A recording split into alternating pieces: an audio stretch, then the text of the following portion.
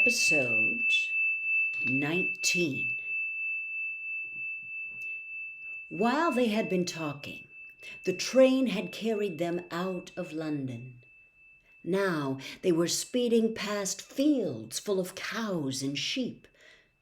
They were quiet for a time, watching the fields and lanes flick past.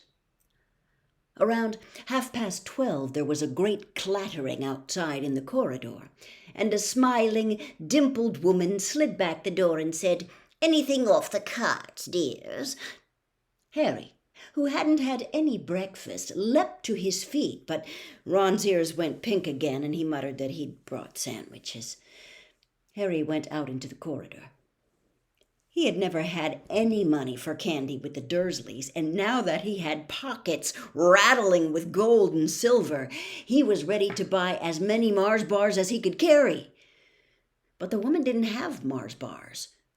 What she did have were Bertie Bott's every flavor beans, Drooble's best blowing gum, chocolate frogs, pumpkin pasties, cauldron cakes, licorice wands, and a number of other strange things Harry had never seen in his life.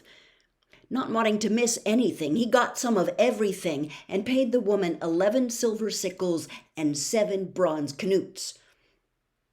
Ron stared as Harry brought it all back into the compartment and tipped it onto an empty seat. "Hungry, are you?" "Starving," said Harry, taking a large bite out of a pumpkin pasty.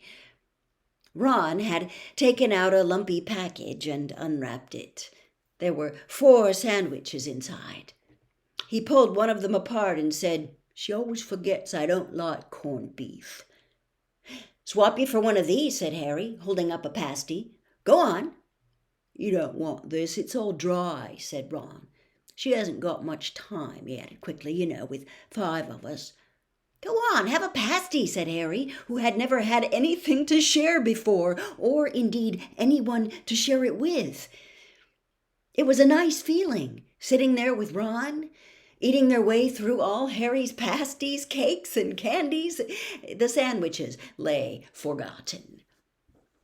"What are these?" Harry asked Ron, holding up a pack of chocolate frogs. "They're not really frogs, are they?" He was starting to feel that nothing would surprise him. "No," said Ron, "but see what the card is. I'm missing Agrippa." "What?" "Oh, of course you wouldn't know. Chocolate frogs have cards inside them, to collect. Famous witches and wizards. I've got about 500, and I haven't got Agrippa or Ptolemy." Harry unwrapped his chocolate frog and picked up the card. It showed a man's face. He wore half-moon glasses, had a long, crooked nose, and flowing silver hair, beard, and mustache. Underneath the picture was the name Albus Dumbledore. "So this is Dumbledore," said Harry. "Don't tell me you've never heard of Dumbledore," said Ron. "Can I have a frog? I might get Agrippa." "Thanks." Harry turned over his card and read, "Albus Dumbledore, currently headmaster of Hogwarts. Considered by many the greatest wizard of modern times, Dumbledore is particularly famous for his defeat of the dark wizard Grindelwald in 1945, for the discovery of the 12 uses of dragon's blood, and his work on alchemy with his partner, Nicholas Flamel. Professor Dumbledore enjoys chamber music and 10-pin bowling." Harry turned the card back over and saw to his astonishment that Dumbledore's face had disappeared. "He's gone!" "Well, you can't expect him to hang around all day," said Ron. "He'll be back." "Oh, no, I've got Morgana again, and I've got about 6 of her. Do you want it? You can start collecting." Ron's eyes strayed to the pile of chocolate frogs waiting to be unwrapped. "Help yourself," said Harry. "But in, the Muggle world, people just stay put in photos." "Do they? What, they don't move at all?" Ron sounded amazed. "Weird." Harry stared as Dumbledore sidled back into the picture on his card and gave him a small smile. Ron was more interested in eating the frogs than looking at the famous witches and wizards cards, but Harry couldn't keep his eyes off them. Soon he had not only Dumbledore and Morgana, but Hengist of Woodcroft, Albert Grunion, Circe, Paracelsus, and Merlin. He finally tore his eyes away from the druidess Cledona, who was scratching her nose, to open a bag of Bertie Bott's every flavor beans. "You want to be careful with those," Ron warned Harry. "When they say every flavor, they mean every flavor. You know, you get all the ordinary ones like chocolate and peppermint and marmalade, but then you can get spinach and liver and tripe. George reckons he had a booger-flavored one once." Ron picked up a green bean, looked at it carefully, and bit into a corner. "Bleh, see? Sprouts." They had a good time eating the every flavor beans.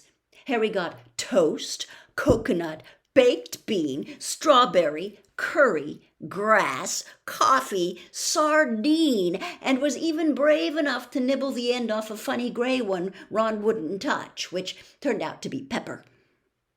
The countryside was now flying past the window and becoming wilder. The neat fields had gone. Now there were woods, twisting rivers, and dark green hills. There was a knock on the door of their compartment, and the round-faced boy Harry had passed on platform 9 3/4 came in. He looked tearful. "Sorry," he said, "but have you seen a toad at all?" When they shook their heads, he wailed, "I've lost him. He keeps getting away from me." "He'll turn up," said Harry. "Yes," said the boy miserably. "Well, if you see him." He left. "Don't know why he's so bothered," said Ron. "If I brought a toad, I'd lose it as quick as I could. Mind you, I brought Scabbers, so I can't talk." The rat was still snoozing on Ron's lap.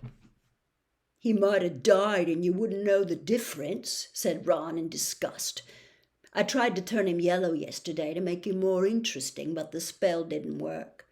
I'll show you. Look." He rummaged around in his trunk and pulled out a very battered-looking wand. It was chipped in places, and something white was glinting at the end. "Unicorn hair's nearly poking out." Anyway, he had just raised his wand when the compartment door slid open again. The toadless boy was back, but this time he had a girl with him. She was already wearing her new Hogwarts robes. "Has anyone seen a toad? Neville's lost one," she said.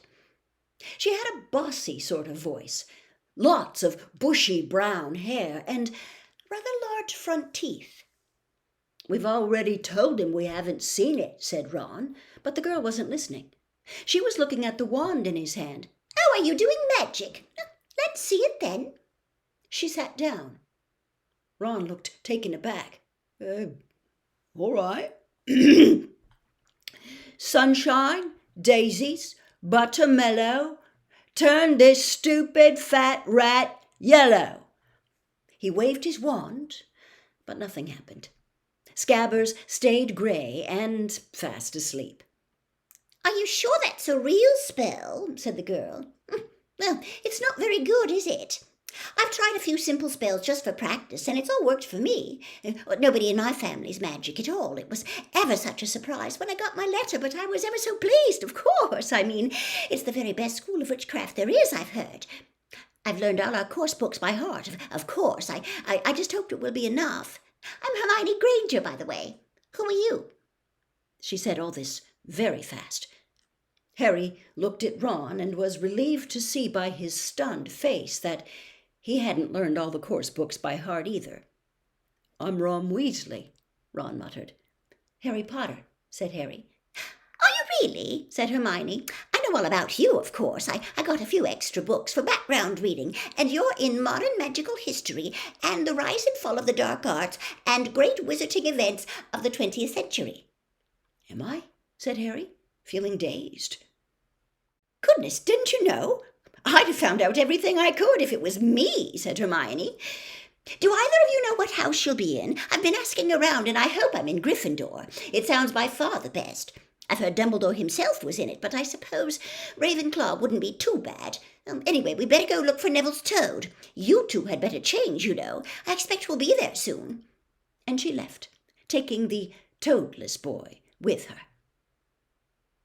"Whatever house I'm in, I hope she's not in it," said Ron. He threw his wand back into his trunk. "Stupid spell. George gave it to me. Bet he knew it was a dud."